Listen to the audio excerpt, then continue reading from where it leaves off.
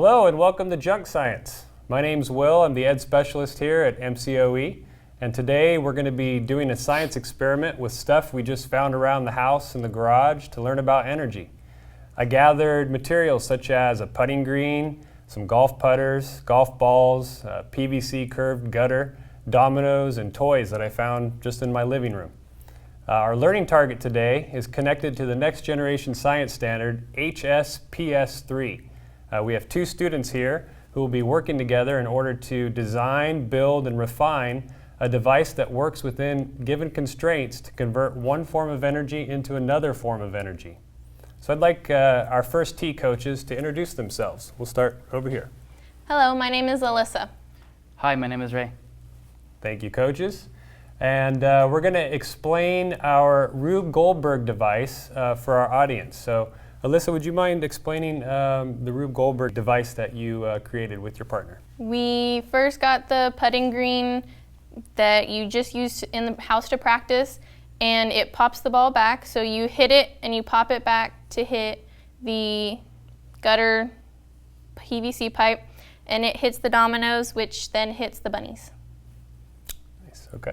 And so thanks for that. I love your design. I saw your drawing that you both worked on, created together, and I love how you incorporated golf into your experiment. So here were some of the guidelines that I gave to our students. Their contraption should perform at least one task. It should be stable and stand on its own.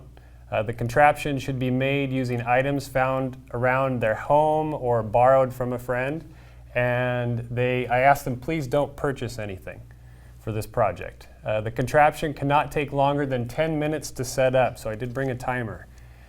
And a blueprint must be drawn to turn in today before we do the experiment. So they had to indicate where the start and finish of their design would take place. So let me ask coach number 2. Ray, did you follow those guidelines? Yes, I did. Okay, so it seems like we're ready. Excellent. So we're going to do the experiment, and today, since obviously we're in the lab, we're going to actually go into a different area where we can swing the putter and try this experiment. So we're going to move to a different area now. Well, here we are at our golf course, which may look like a warehouse to you, but it's actually where we're going to do the experiment today. Before we demonstrate the force of energy, we need to set up our Rube Goldberg device. Here's the setup.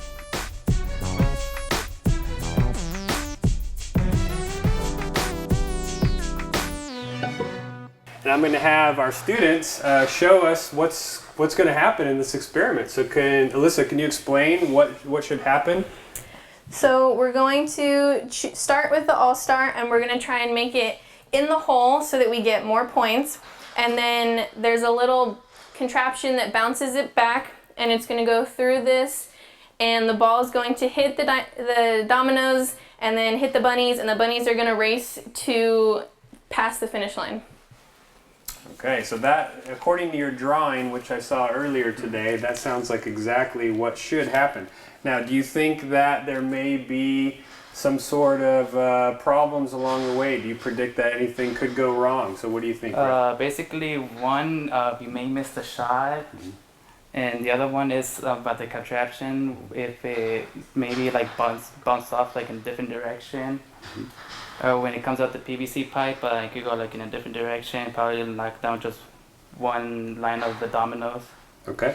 And Alyssa, what is the goal? I see these two rabbits here. Did you explain for us what is this little stop sign there? What do we want to do? What's the goal of the energy and transfer of energy? The goal is of the energy of the dominoes to get the bunnies, tap them, and get them to race past the finish line to finish the energy. So is there anything that you may have to adjust if it doesn't work the first few times that you try it? I would say adjusting how far back we are. Usually if it's closer, it's easier to make it in the hole, or possibly the shape of the dominoes. Okay. Anything to add to that, Ray? I agree with that. You agree with that? Okay. So we want to get to the experiment now, and I'm going to pass it over to you two. And how many putts did we say you're going to have each? 3. 3 putts each. Okay, so you're going to start.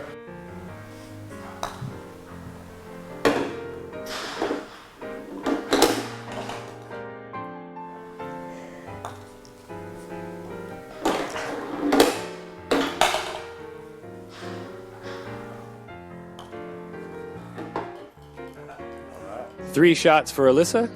Now it's over to Ray. Nice. It'll get stuck. Ah.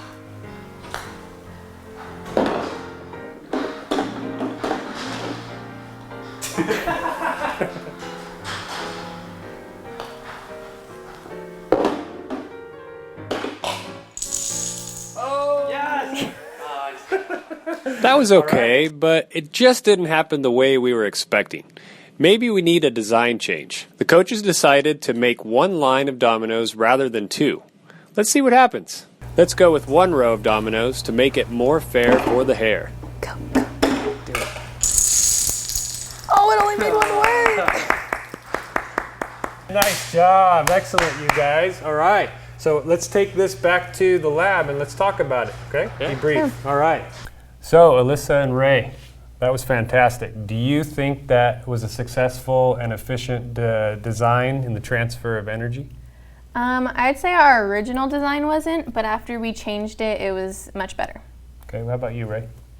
The same thing, like it either came down to the putt or the dominoes. Yeah. So, what did you notice when you were putting? If you made it in the hole or you didn't make it in the hole when the ball was being returned, did it always come back with the same amount of energy or momentum, or was that different each time?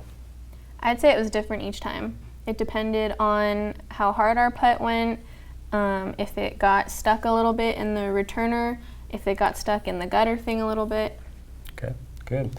Okay, so let me ask you about this. What type of energy transference did you witness today? What did you notice about when the ball was at the end of the putting green, and then once you gave it a good putt, what kind of change of energy happened?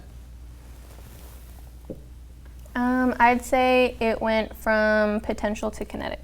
Okay, Ray, do you agree with that? I agree with that. Okay, so you guys had to adjust. I noticed that.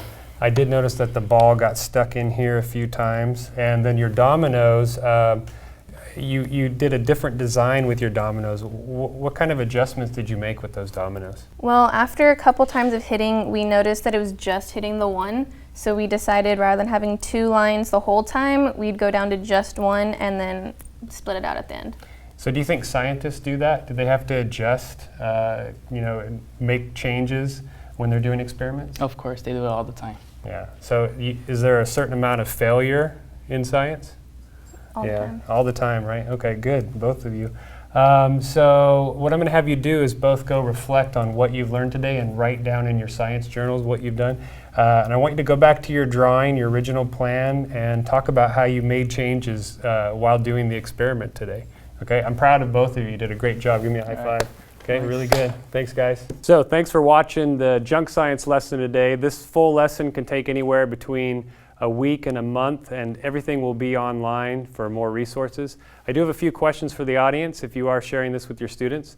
The first question would be, how does this classroom today look different than your traditional lab experience? What evidence can you see on how this shifts students' learning? How did I empower the First Tee students, the coaches, to lead their own learning by exploring before I explained anything? And would you consider teaching a life science lesson connected to this physical science lesson?